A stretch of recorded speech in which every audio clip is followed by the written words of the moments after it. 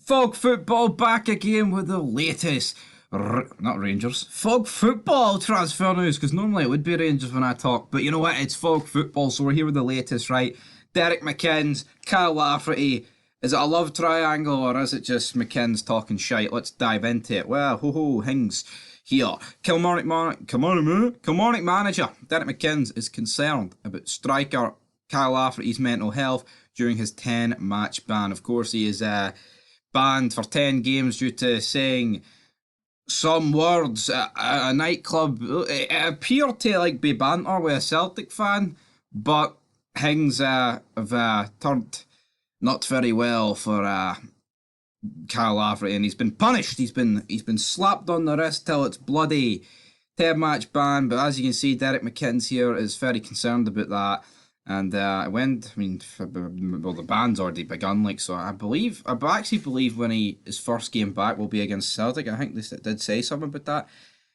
Former Rangers fullback Alan Hutton is back to Ibrox Club, though, to sign Jobe Bellingham's 17-year-old younger brother, Jobe, whose Birmingham City contract expires in 2024.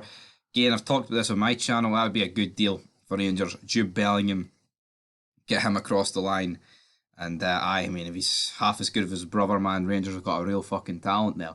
Celtic boss Ange Postecoglou says people in the box weren't doing their jobs despite beating Livingston to go 9 points clear at the top of the Premiership. I thought it was going to be something very condescending from Ange about VAR or something, but you know what? He's talking about the strikers. They weren't doing their jobs because Celtic.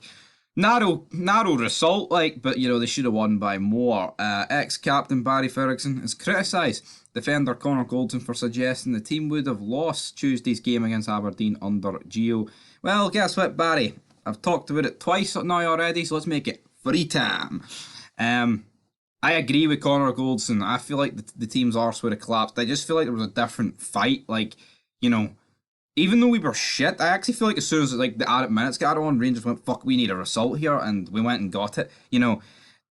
Being truthful, could have ended 2-1. That could have been what the fuck was that? That was like a Geo performance, but you know what?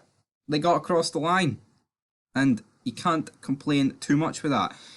Livingston manager David Martindale says the way Celtic have been run over the years is phenomenal and that has allowed them to have quality substitutes that punished his side in the Premiership on Wednesday.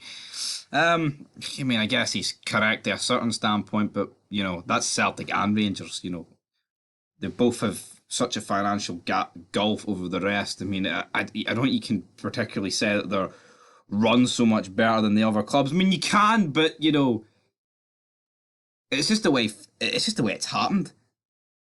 I don't think you can particularly blame the other clubs. Of course there is clubs, that have been liquidated or, sent down, points deductions, this, that and whatever. So I guess you can have it from that point of view.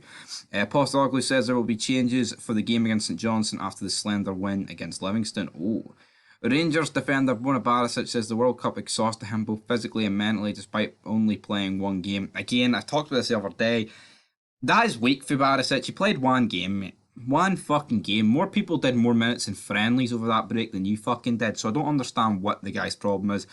Ex-Hearts player Ryan Stevenson believes former player Robert Snodgrass has been one of the signings of the season in the Premiership.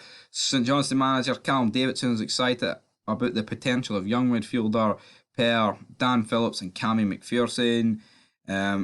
Hayden Coulson amidst lessons has to be learned following the dramatic time collapse against Rangers, definitely.